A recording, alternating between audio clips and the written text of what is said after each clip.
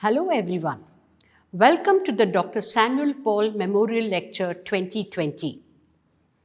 Before we start the event, I would like all of you all to watch a small video clip where Dr. Samuel Paul has given a talk through the TED Talk series. We have developed, with the help of experts in road engineering, a set of tools for citizens to monitor the quality of roads. This was done some 8-9 years ago in Bangalore, and we tried it out with the municipal commissioner, where they actually implemented the suggestions made by our team that applied these tests.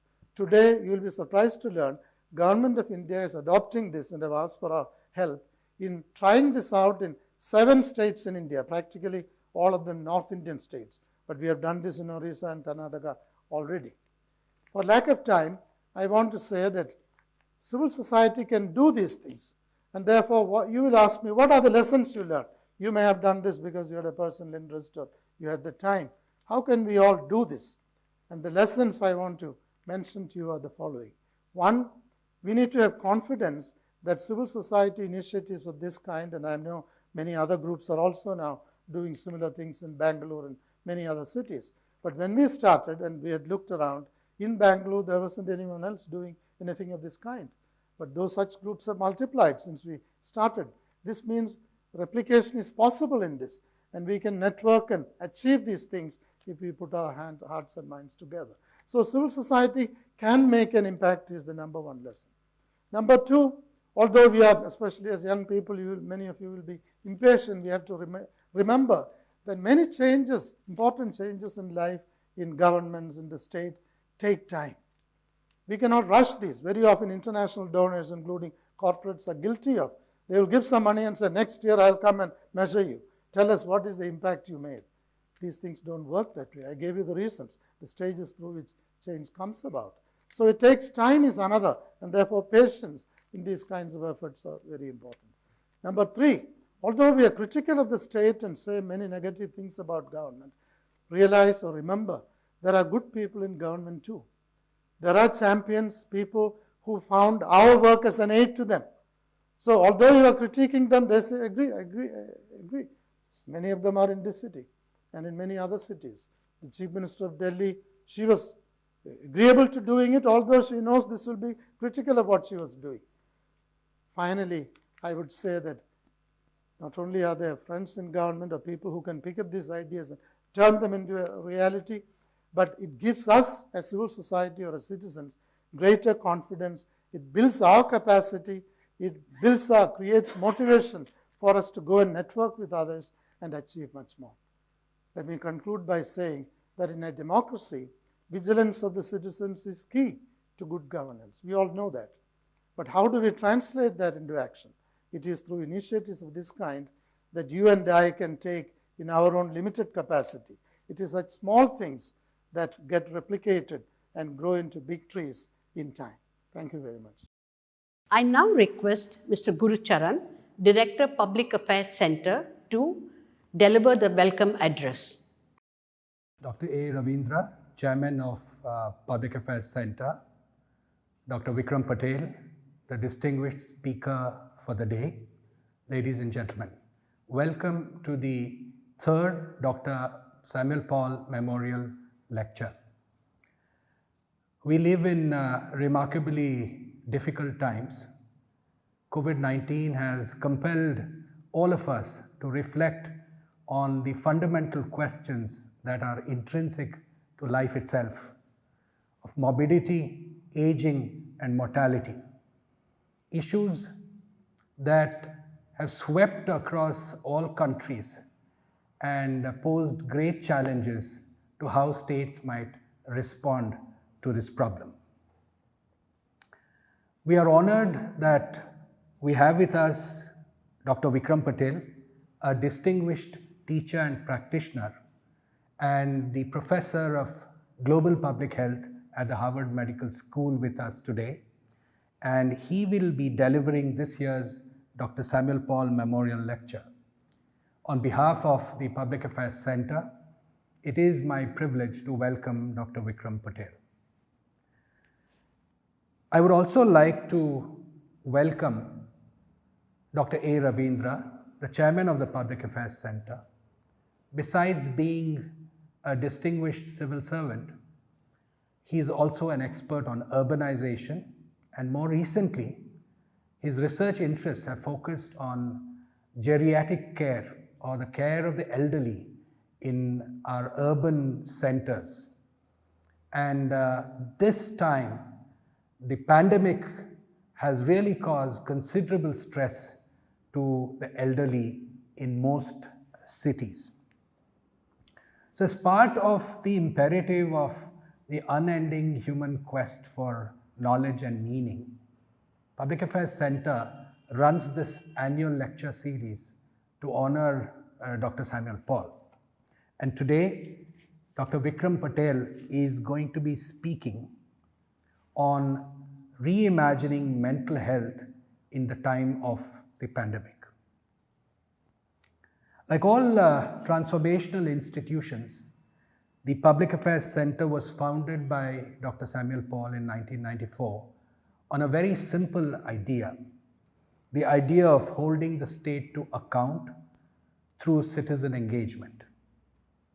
Social accountability is often reduced to a transactional process of merely holding departments of government to account on service delivery. But times have changed from the monopolistic government control of public services to times when now we have not just the public sector, but the private sector also providing services to the public. In this backdrop, we in PAC recognize that a narrow view of social accountability diminishes the transformative power of civil society action. And therefore, in all the work that we do at PAC, what sets us apart is that we strive in all our endeavors to go beyond these narrow confines.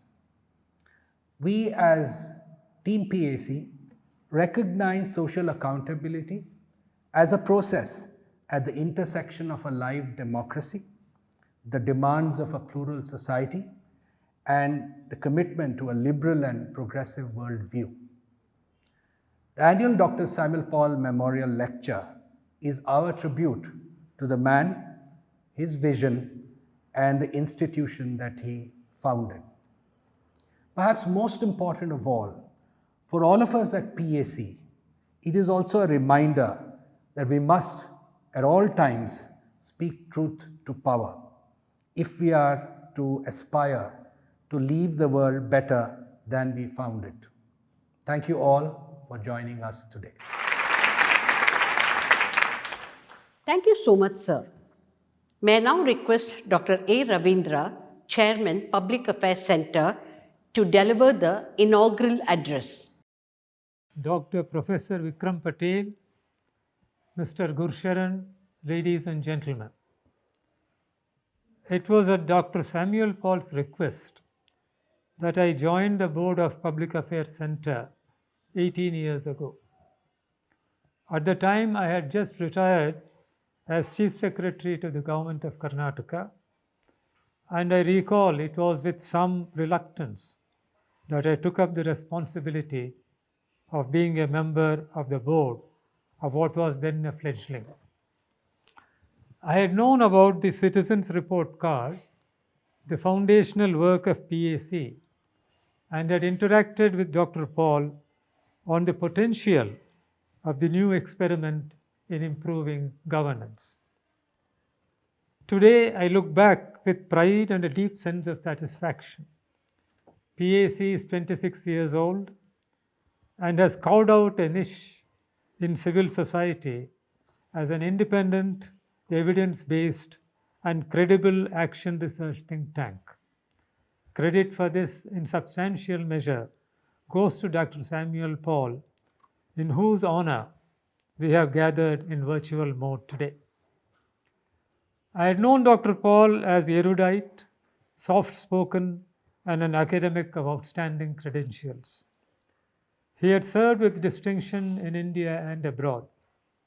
Yet, It was only in close engagement with him as a member of the board of PAC that I began to recognize that he was in its truest sense a good citizen and one who wanted to be a part of the solution than the problem.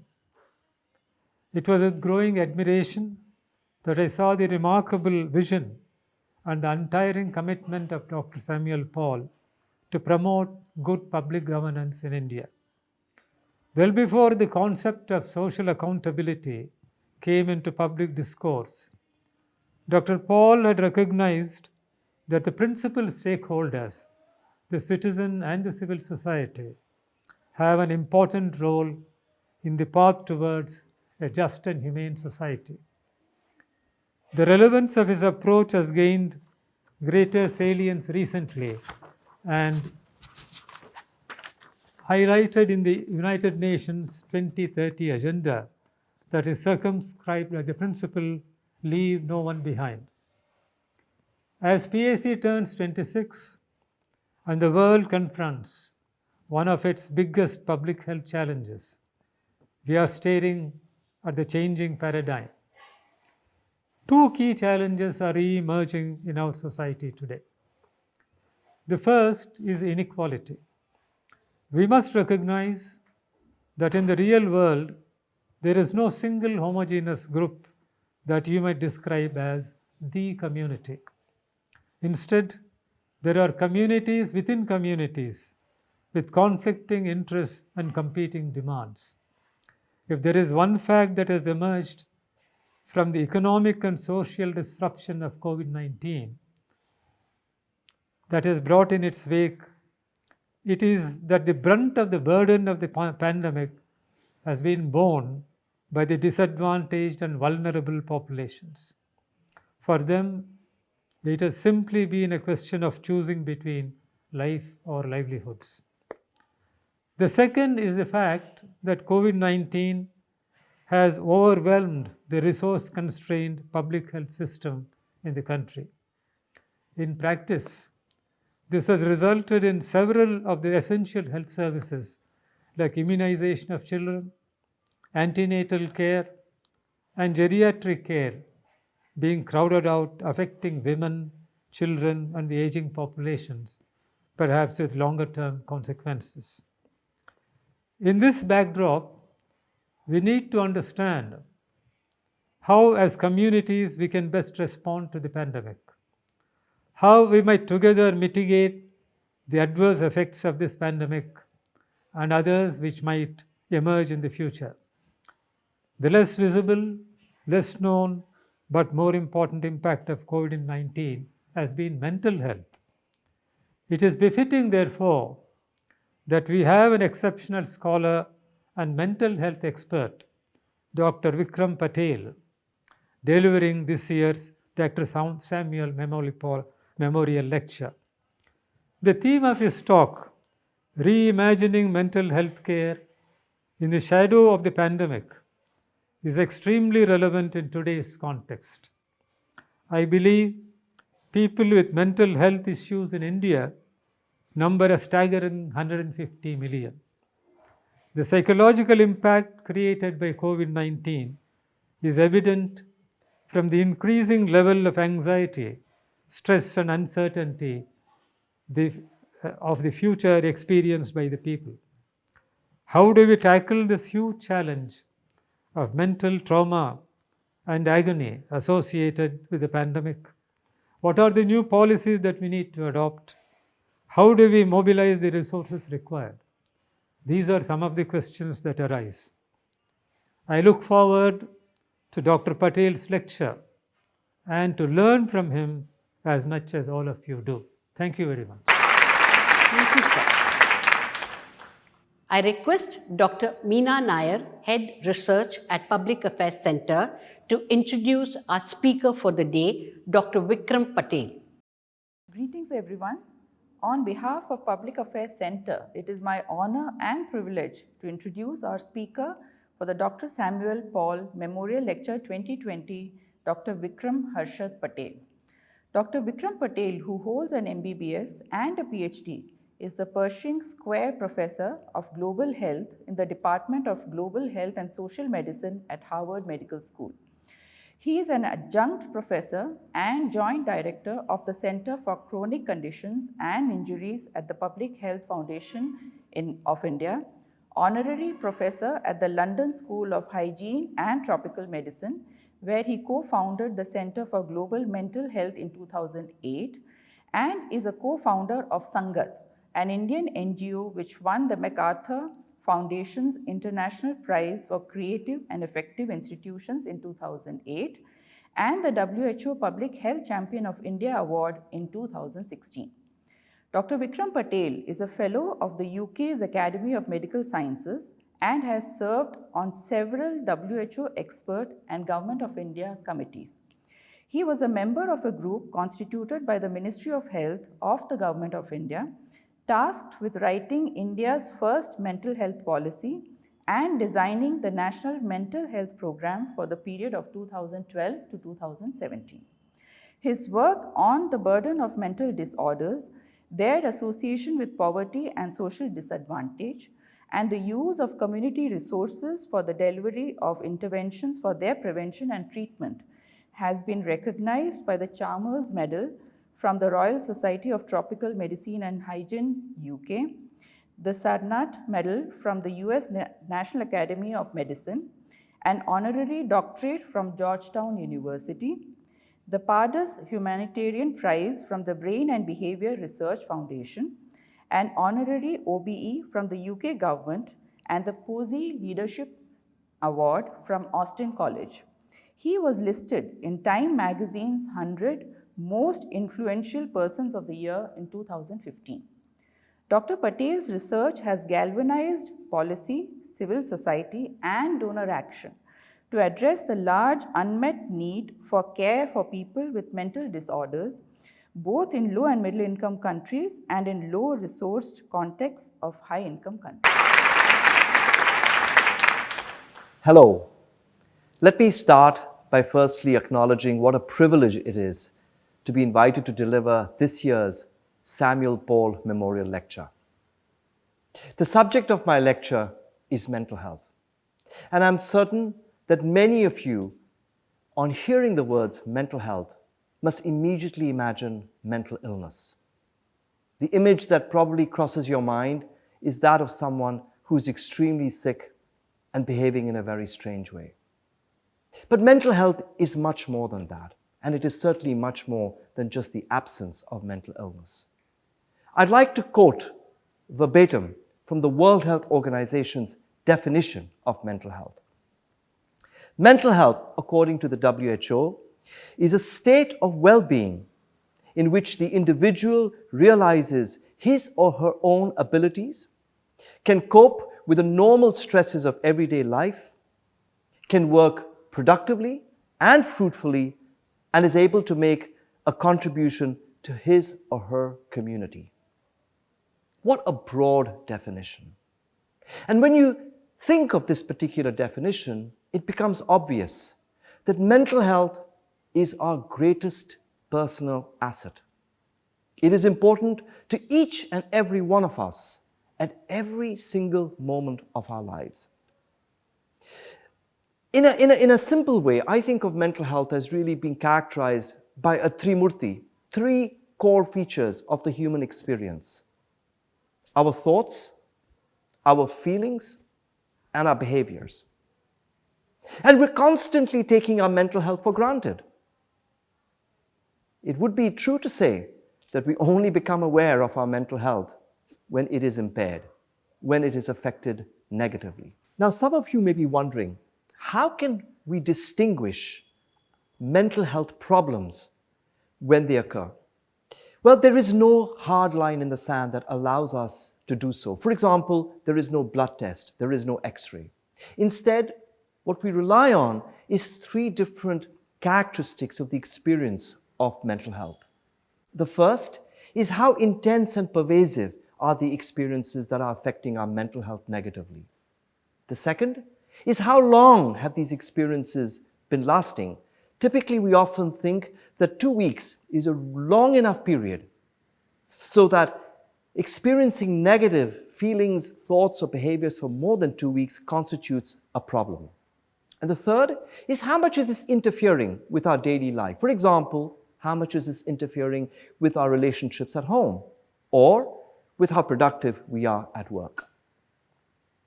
I want to now turn to the need that we have in India in terms of the burden of mental health problems.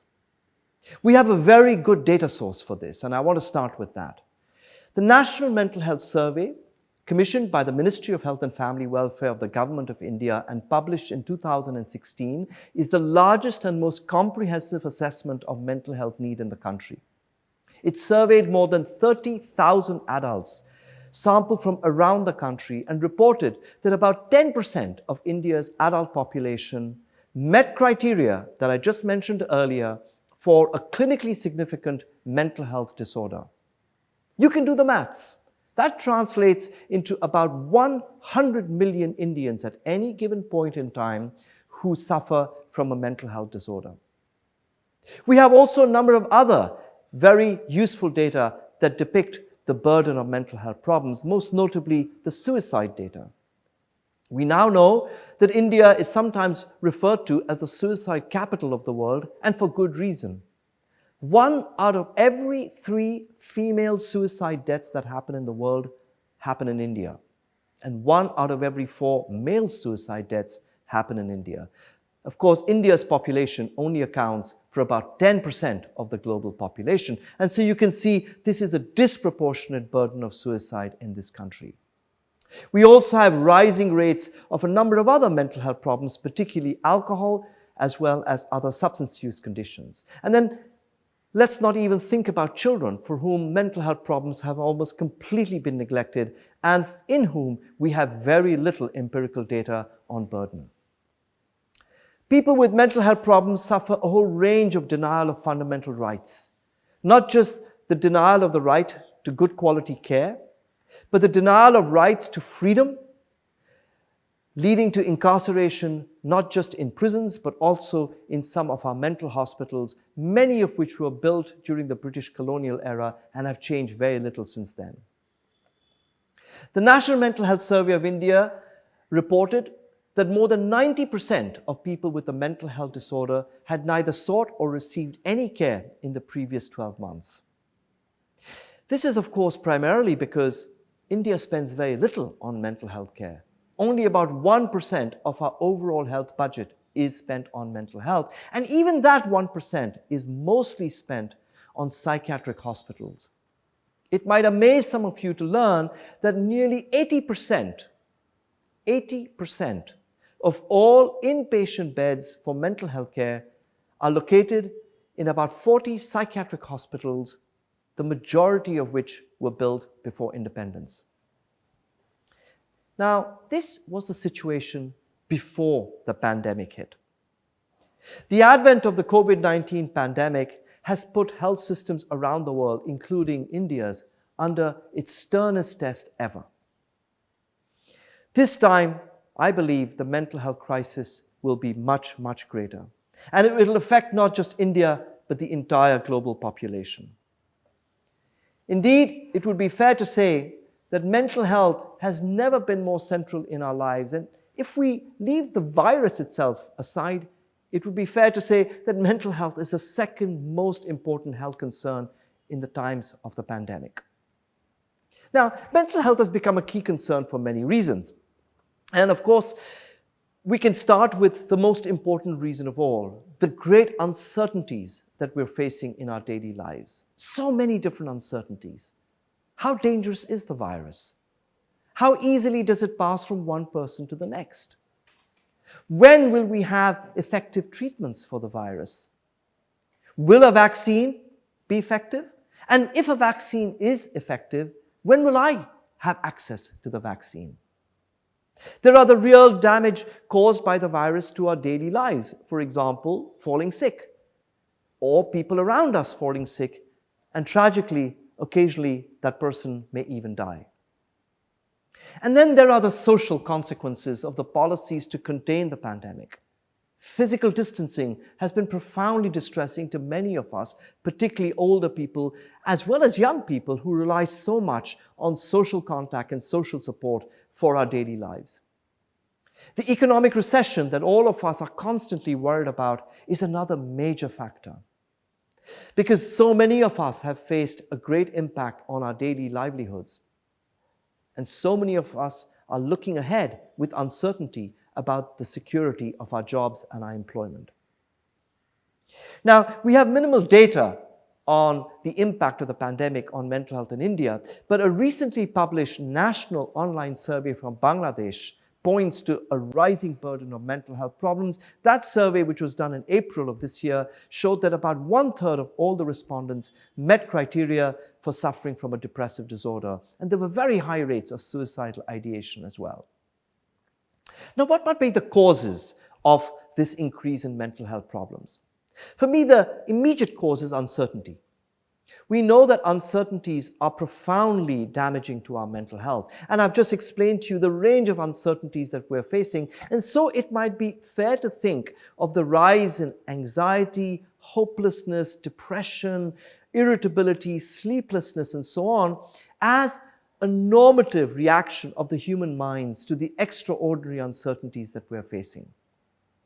However, these extraordinary uncertainties are also leading to a rise in mental health disorders. And I'm particularly concerned about the months ahead when the economic recession, the continuing uncertainty about the virus and the vaccine and other matters which will help us return our society to normal, begin to bite deeper and deeper into our mental health. I want to draw your attention to a very important piece of work led by the Nobel Prize-winning economist Angus Deaton and his collaborator Anne Case at Princeton University. That work was published recently in a book called The Deaths of Despair.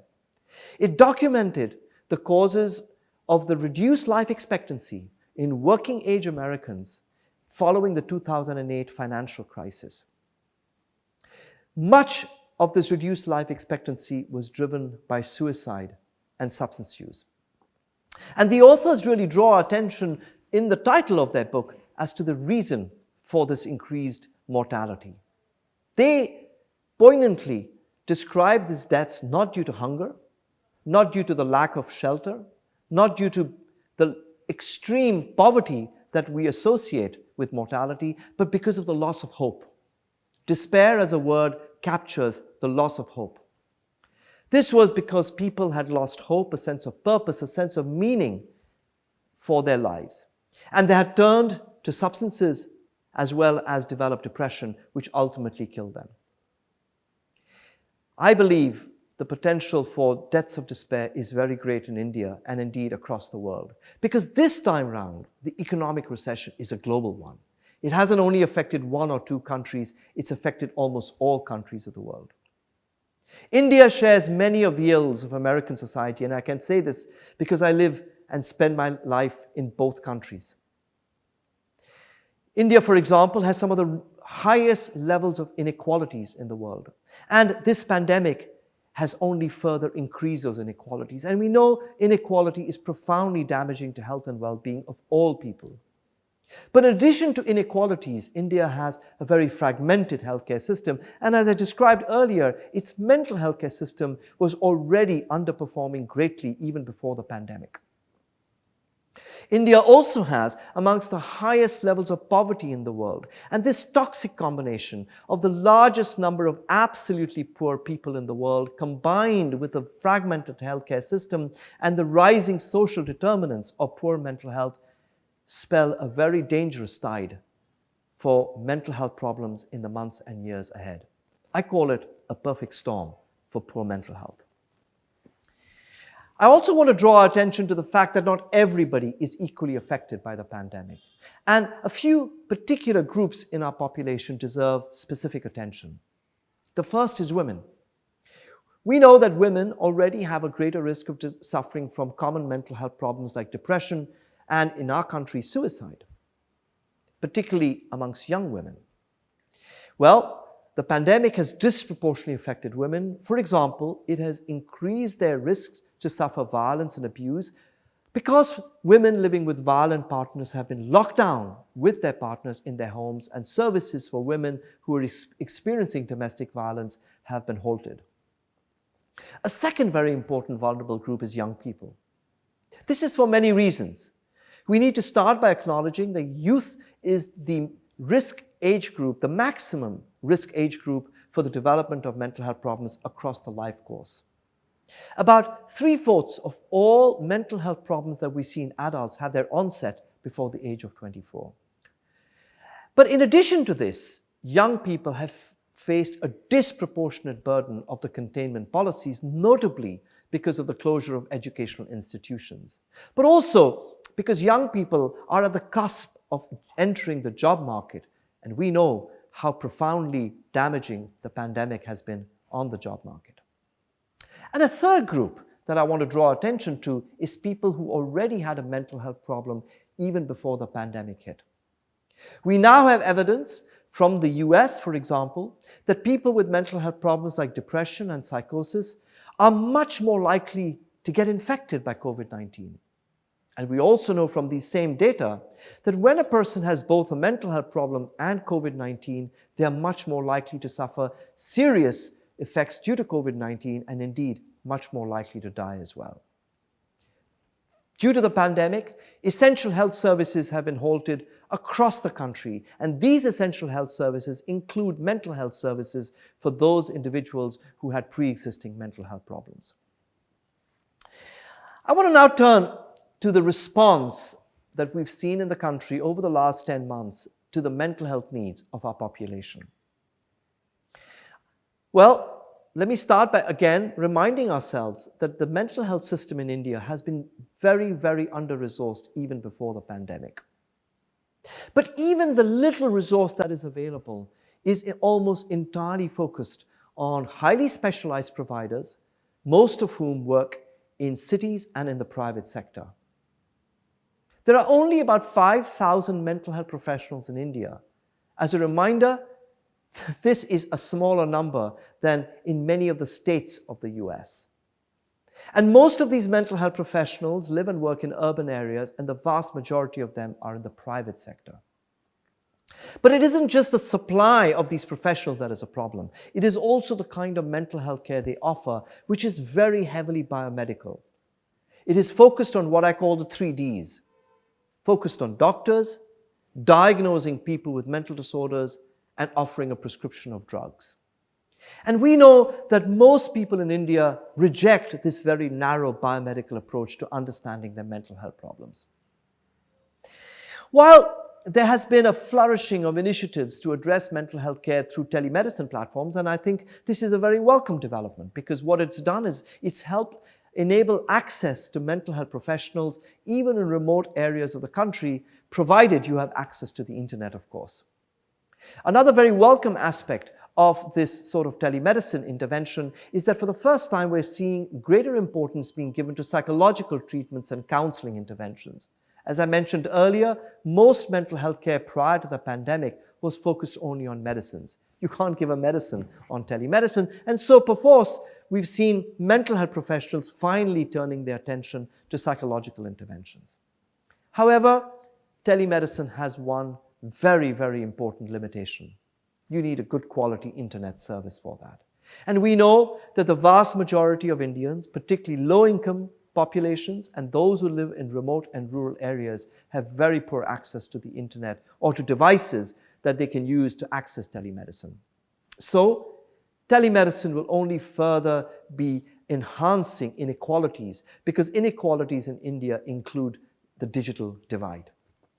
The other important limitation to note is that almost all telemedicine services are being provided by mental health professionals. And as I mentioned earlier, there's already far too few mental health professionals in India. And so the advent of telemedicine is only going to increase demand, but we have an enormous supply side bottleneck.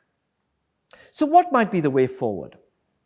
Well, let me first of all start by emphasizing the things that each of us, you and I, can do to promote our mental health, to help cope with the difficult emotions that we will experience during the pandemic, and ultimately to help ourselves recover from a mental health disorder. First, I would urge you to be aware of and to be acknowledging your mental health in the same kind of way that you're aware of and acknowledge your physical health. Think about what you do when you have chest pain. Imagine exactly that same response when you experience difficult emotions, thoughts that trouble you, or you start behaving in ways that cause concern. For example, start using substances to calm your nerves. Be aware of and acknowledge your mental health. And be aware that it's okay not to be okay, especially in times like this. Second, and I'm going to continue with the metaphor of chest pain. What do you do after you're aware that you have chest pain? You immediately talk to someone. You seek help. And mental health is no exception to that rule. The moment you become aware that your mental health is impaired, talk to someone. It's okay to talk to people. And let me tell you, that talking to someone is often the most effective intervention of all. You may need nothing more than that. Talk to anyone you can trust. Someone in your family, in your neighborhood. Talk to them about what's happening to you. Even if all that the other person can do is just to listen, that alone can help greatly relieve the burden on your mind. Third, meditate. Now, it doesn't matter what kind of meditation you choose. Some people might go to Vipassana meditation. Some people might pray. Others might do mindfulness. It actually makes no difference. Because ultimately, all these different kinds of meditative strategies share one thing in common. They ask you to remove your attention, to refocus your attention from the external world to the internal world. For example, by focusing your mind on your breathing rhythm, or by focusing your mind on inner sensations. And we now know that this kind of inward looking, this kind of meditative practice greatly helps reduce anxiety and improves your abilities to cope with stress. Fourth, help others. Science has shown us that compassion and caring for others is profoundly beneficial, not just for the person you're helping, but for yourself. I'm reminded of one of the landmark studies that Harvard Medical School conducted. It's one of the longest studies in medicine, been running now for nearly 80 years, in which a group of men recruited nearly 80 years ago were followed up over these last 8 decades to find out what factors predicted a long and healthy life. And it turns out that it isn't your genes, it isn't the money you make, but it is the relationships that you have, not the number, but the quality of those relationships, and the amount of engagement you have with the community that you live in that is the most important predictor of a long and healthy life. And we now also have very good understanding of the biological mechanisms through which relationships and being involved with community service promote your health. Then, I would ask you to insulate yourself from the uncertainties that we're all facing today. Sometimes it might seem like this uncertainty will never end, but let me assure you it will. Every epidemic in human history has ended. And as I give this lecture, we already can see the signs of some of the most promising news of the development of effective vaccines. We must have hope. Each and every one of us will reach safety at some point in the coming year.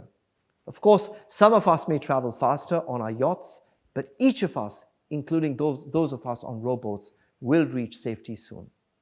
Always have hope. And instead of worrying about the future, focus on the now. Be present today. Think about all the good things that are happening in your life, your relationships, the work that you're doing. Focus on the now rather than worrying about the future. And finally, if your distress continues to persist in spite of all these things, in spite of all these actions, remember what I said earlier. If it lasts for more than 2 weeks, if it's very intense and pervasive and affects many different aspects of your mental health, and if it is interfering with your daily life, go seek help from a professional. And that brings me to the final part of my talk. Who is a mental health professional? I've already remarked we have such few in this country, and the vast majority of them are in urban areas and in the private sector. Who are low-income Indians? Indians who live in slums, in rural areas, in remote parts of the country, going to get help from? And this is where I want to describe one of the greatest innovations that has happened in mental health care over the last decade. Thanks to a number of civil society organizations in this country, but most notably the one that I have been associated with for the last 25 years, Sangath. Sangath is an NGO headquartered in Goa, but working across the country and has two major hubs in Bhopal and in New Delhi. Sangath's singular innovation over the last decade has been the demonstration on how carefully designed psychosocial interventions for mental health problems can be effectively delivered by community-based workers with no prior training in mental health. This is, of course, building on decades of innovative work in India that has demonstrated how community health workers can deliver a range of healthcare interventions, for example, for saving newborn lives. What Sangath has done is to translate this rich body of evidence to the specific area of mental health. And today, Sangath has shown that with carefully designed training programs and carefully designed interventions, community health workers can deliver interventions for a range of mental health conditions from autism to depression, drinking problems, psychosis, and supporting families of older people affected by dementia. In my mind, this is perhaps the most radically exciting new evidence to come in the field of mental health in the last decade. I want to give you an example of one particular intervention that is very close to my heart because I was personally involved with this, but which is also changing the way care for mental health problems is occurring not just in India, but globally. About 10 years ago, Sangath began working in the area of depression care, using the best science from around the world, as well as understanding better how people in India manage depression. It developed a 6 to 8 session treatment called the Healthy Activity Program. This is a psychological treatment that was designed for delivery by lay counselors in primary healthcare settings. Sangath then conducted, in partnership with the London School of Hygiene and Tropical Medicine, the largest trial of a psychological treatment for depression ever conducted in primary care in India, and demonstrated that this was a highly effective treatment with effects still visible 1 year after the treatment had been completed. Here's the remarkable thing. This treatment was then adopted by people in Nepal who replicated these findings. The treatment has now been adapted and adopted by people in Malawi, in Uganda, and many other parts of Africa. But most exciting for me, as someone who splits my time between the US and India, the treatment is now being adapted to be rolled out in the US. A country with 1,000 times more mental health resources than India is adopting an innovation developed by an Indian NGO to meet the needs of people with depression in the US. Friends, we are now at the cusp of a true revolution in reimagining mental health care. This impressive body of evidence that Sangath has developed is aligned with work that's being done by many other organizations in India and in other low and middle income countries that is transforming our understanding of mental health care in 4 important ways. What is mental health care? It doesn't need to be very complex interventions, and most often simple psychological and social interventions can do the trick for the vast majority of people who are suffering. Where can mental health care be delivered? You don't have to come to a mental health clinic. We can meet people where they are, in their homes, in primary healthcare centers, or for children and young people in schools. Who is a mental health provider? Anyone. You can be a mental health provider, provided you have a calling to be involved in mental health care and are prepared to be trained and supervised to deliver mental health care. And how? Ideally, these sorts of community-based mental health care programs must be coordinated with specialist services because, of course, one size does not fit all. There will always be some individuals with more enduring and severe needs who will need to see a psychiatrist or a psychologist, who may need medication, and we must always think of mental health care as a menu of options in which community-based services are coordinated with hospital-based and clinical services. I want to end by thinking about where we're going to go with this innovation. We now know that community health workers can deliver psychological and social interventions. It means that the 1 million Ashas in this country are potentially a mental health workforce. The question is, how are we going to build capacity in this workforce to deliver these psychological interventions? And it's quickly apparent to me that the old-fashioned way of training and supervision, which in us, Ashas or other community-based workers, to come into a classroom and have an expert like me train them, is simply not scalable. The need is enormous, it is extremely urgent, and we do not have the luxury of time and human resources to do this old-fashioned way of training and supervision. And this is where digital technologies can come to our rescue. And by digital technologies, I'm not referring to digital apps for people with mental health problems. I'm referring to digital platforms that can be used to train frontline workers using carefully designed digital curricula, predominantly based on video-based learning, and then digital platforms for supervision and quality assurance. This is what we are doing right now. Harvard Medical School, in partnership with Sangath, has built its most audacious platform of all for scaling up psychological, social, and other mental health interventions in the hands of community-based providers. This program is called Empower, and our first theaters of rolling out are in India, in the state of Madhya Pradesh, where in close collaboration with the state government, we have already developed a digital curriculum to teach frontline workers to deliver the Healthy Activity Program for depression. And simultaneously, we're doing exactly the same in the US, where the same treatment adapted for the US context will be rolled out next year in the state of Texas. What a remarkable opportunity that this is for India and the US to work in the same way, with the same platform, with the same intervention, to actually build the capacity of the mental health workforce.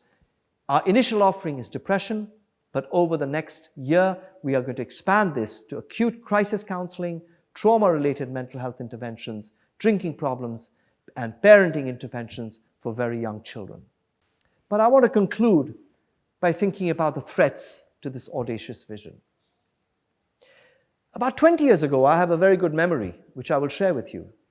I remember in 1998 being invited to the World Bank, which had just been published the Global Burden of Disease report and discovered that mental health problems were the leading causes of the burden of disease globally. That's only grown, by the way, since then. But this was a complete surprise to the World Bank economists who had never expected conditions like depression and schizophrenia to rank so highly in the league of the most burdensome health conditions globally.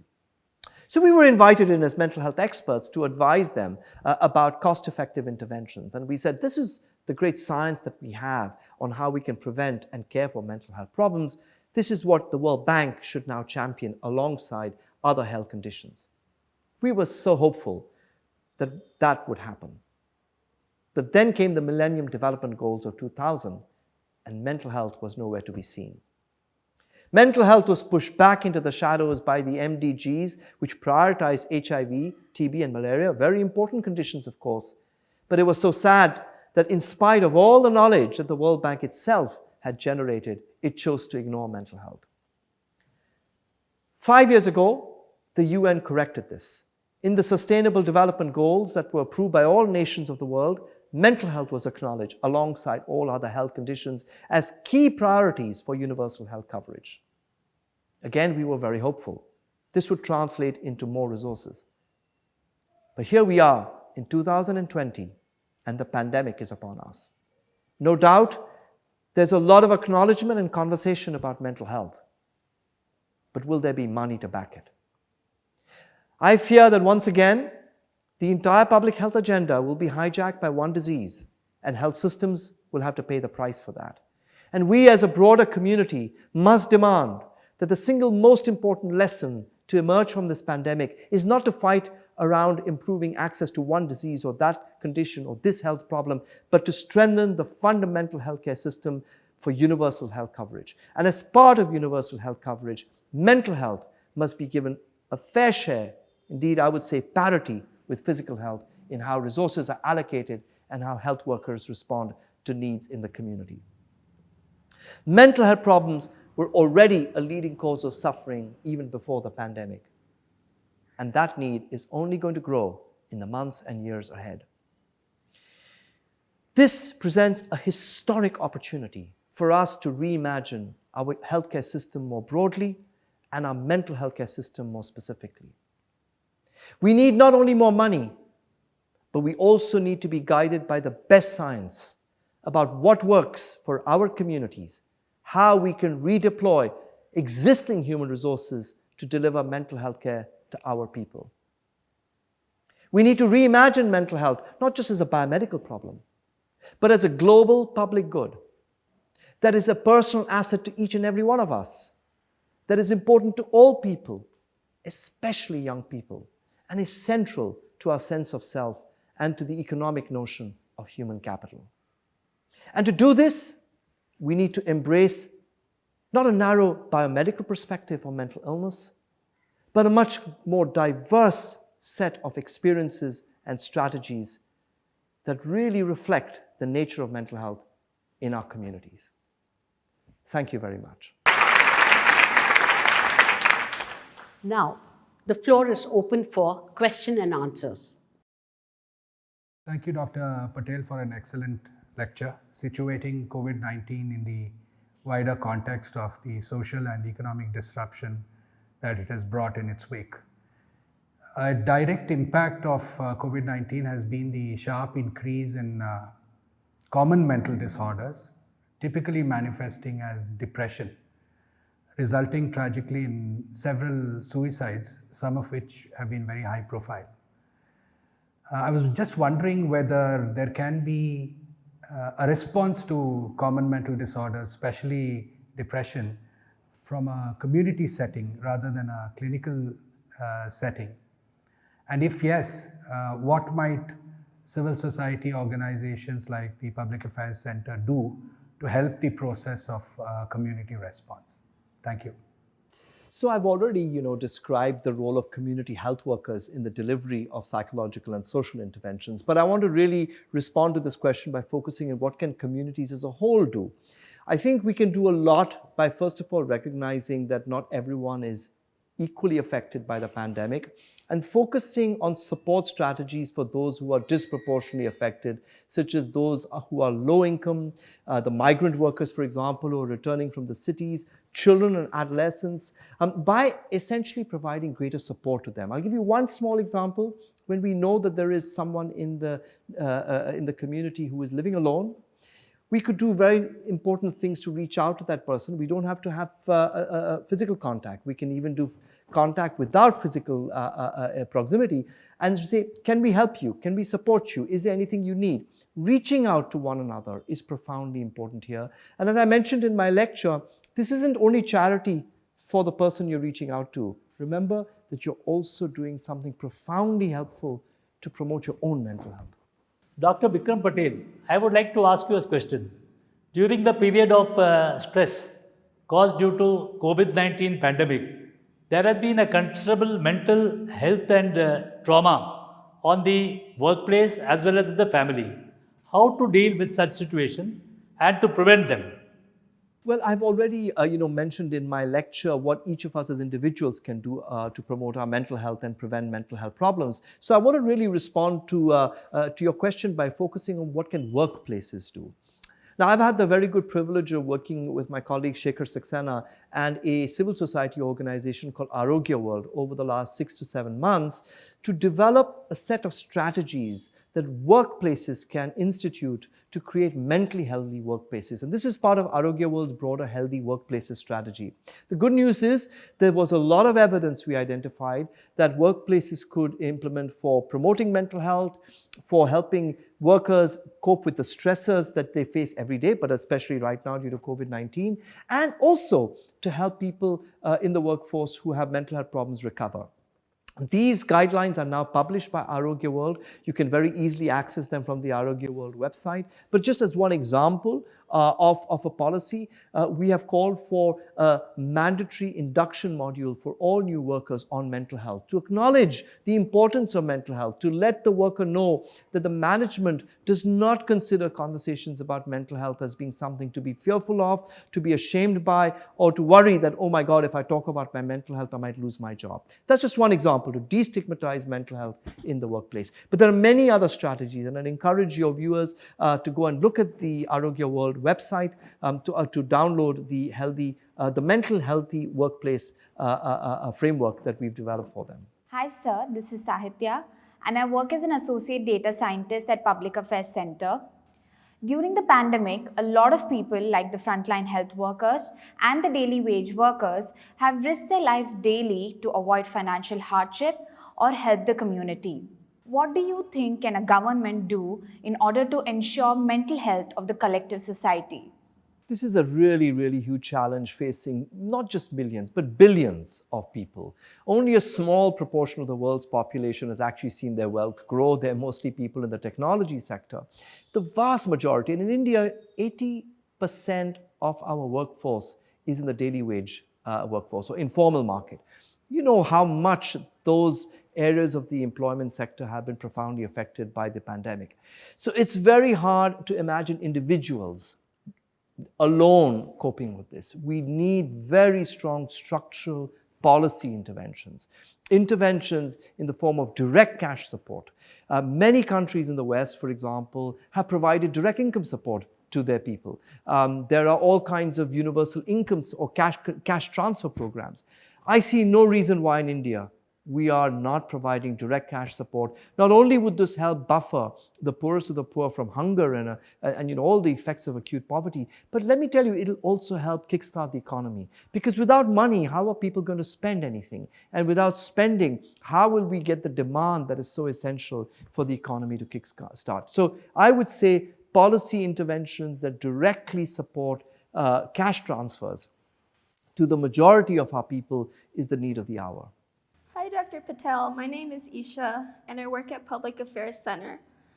Thank you for the great lecture. My question for you today is, do you see any potential applications for using data science or machine learning in predicting and tracking mental health disease, in particular during times of global disruption like the COVID-19 pandemic? If so, how might this be done in the public health system in India? Thank you. Well, I think this is a really important question, and I think there's already a huge amount of work going on from the tech majors, really, who have access to your personal data, and all kinds of data science-driven algorithms are being developed so that, for example, if you post a particular kind of content, you might get a very supportive message, because that content has been found to be predictive of maybe a poor mental health outcome. Of course, these are being done by tech majors. There is no access that you and I have to those data because these are highly protected. They're, as we know, there's a parallel conversation about our data becoming a private good. But I think the other kind of data science opportunity is the program I mentioned, Empower. What we're hoping very much in the coming years, that as we train a larger and larger number of health workers delivering psychological treatments, for example, we link the quality data of the delivery of that intervention with health outcome data, that is patient level data. And what we can then do is unpack which aspects of psychological treatments best predict good outcomes. And obviously you can see the value in that because you can then unpack the black box of mental health care and identify which quality areas need to be reinforced in training and in supervision so that we can optimize clinical outcomes. Hello sir, this is Ashish Kumar. I work at PAC as a data analyst, and I would like to ask one question on COVID-19. Question is, what are the psychological effects of COVID-19 on children? We've already talked about that, no? We've already answered that, yeah. Thank you everyone for the wonderful questions.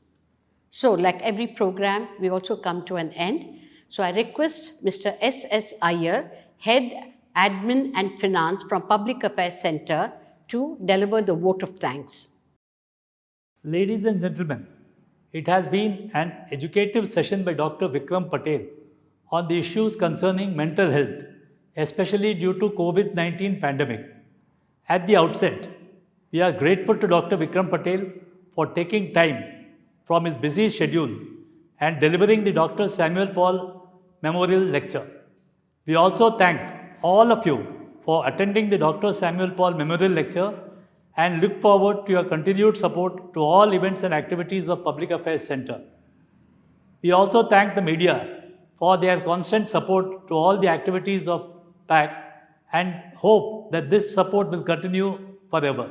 Thank you.